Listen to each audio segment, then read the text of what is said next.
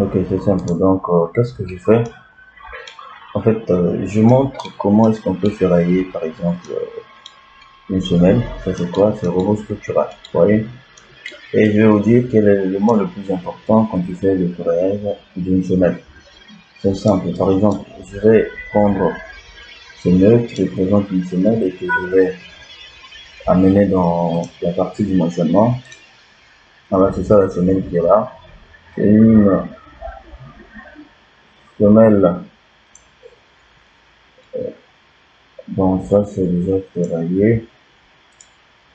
Voilà, je vais choisir une autre. Je vais prendre laquelle. J'ai fait une semelle avec une ferraillement de 200.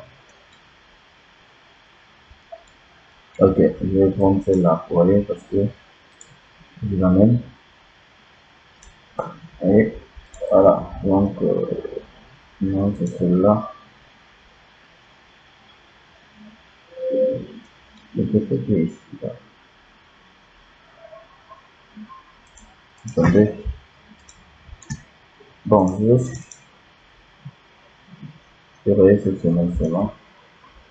Sinon, je voulais, en fait, ferrailler, il y a une petite semelle. Il y a une petite semelle qui est là, avec un côté de 15 millions. C'est ça. Bon, je prends celui-là, celui qui a l'élément là, celui qui a 15 millions. Ok. Donc, voilà. Ici, vous commencez par changer le nom que vous voulez. Vous pouvez donner le nom de votre semelle. Et personne ne viendra vous demander pourquoi tu lui as donné ce nom-là. Donc, donnez le nom à vos semelles, n'importe quel nom que vous voulez. Allez. Bien, bon, par exemple, je vais laisser ça comme ça. Bon, ne pas bouger, tout. Après, je vais remettre. Bon, pour les semelles, il faut travailler en preuve initiale comme fissuration, puis commencer à faire quelques paramètres ici que vous connaissez déjà. Voilà. Donc, j'ai le paramètre évidemment tout à fait. Voilà, bon, ici, c'est en fait, c'est le niveau de la semelle, tu vois. Donc, ici, il y a le niveau de fond de fouille et ici, c'est le niveau supérieur de la semelle. Le niveau de fond de fouille, c'est le niveau que tu as calé quand tu étais en train de faire, en fait, la modélisation. Je te dis, par exemple, la rase inférieure de la semelle sera posée, par exemple, à moins 1.5, par exemple. Ici, chez moi, c'est moins 1.5, par exemple, tu vois. Et le niveau supérieur, c'est-à-dire, le niveau supérieur de la semelle, c'est quoi? C'est cette partie-là. Donc, c'est la semelle, c'est cette ligne ici qui doit se positionner ici, et ça doit se positionner en bas. Donc, le niveau supérieur de la semelle, ça sera le niveau de fond de fouille moins l'épaisseur de la semelle. Par défaut, ici, l'épaisseur de la semelle, c'est 20. Vous voyez? Donc, si je veux avoir ce niveau, par exemple, ici, là, il y a 20 et il y a ça. Mais je vais laisser ça après, je vais arranger ça après. Bien, je viens sur l'élément le plus important de la semelle, c'est une contrainte du sol. Voilà, c'est la contrainte. Ici, nous remarquons qu'il y a trois. Il y a admissible, il y a élu et laisse. Je vais faire une petite parenthèse rapidement de courtoisie pour essayer de voir comment est-ce qu'on peut vérifier ça. Je vais commencer par une contrainte de rupture admissible qui est là-bas. La contrainte admissible, c'est quoi? C'est cette contrainte à l'LS ou contrainte à l'élu qui sera le tout, qui sera multiplié par un facteur de sécurité. Mais ce facteur de sécurité en haut, c'est l'LS, c'est 3, et en bas, c'est l'élu, c'est 2.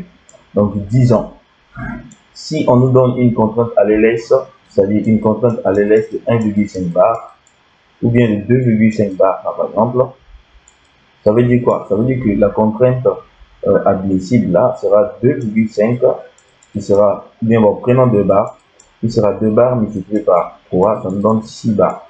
Vous voyez? On a 6 bars.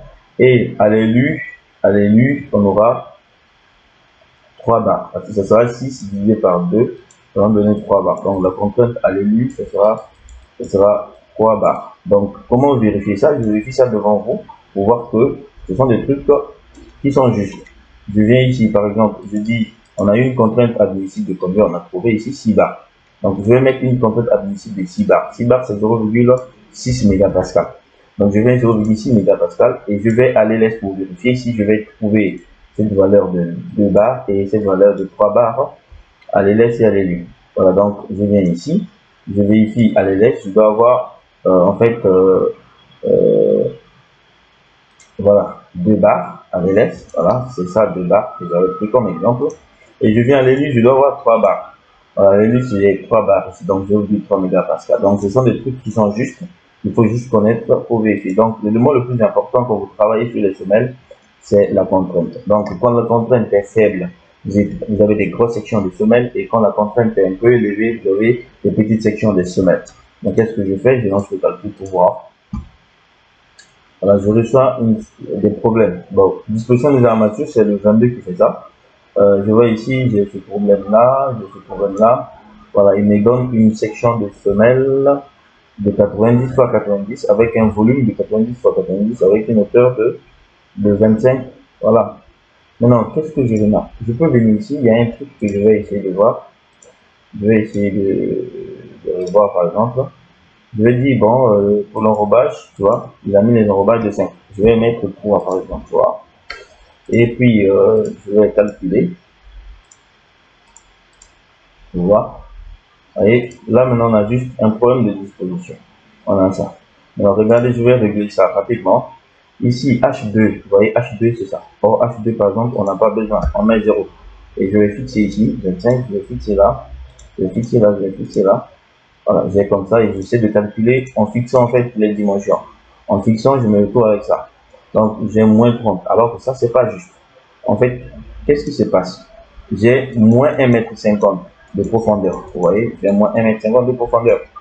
Donc, par rapport à T1, ici, je suis en moins 1,5 m de profondeur. Maintenant, à moins 1,5 m de profondeur, en fait, je ne dois pas voir moins 1,5 m de profondeur. Je dois plutôt voir moins 1,55 m de profondeur. Pourquoi? Parce qu'il y a le BP de 5 cm qui est là.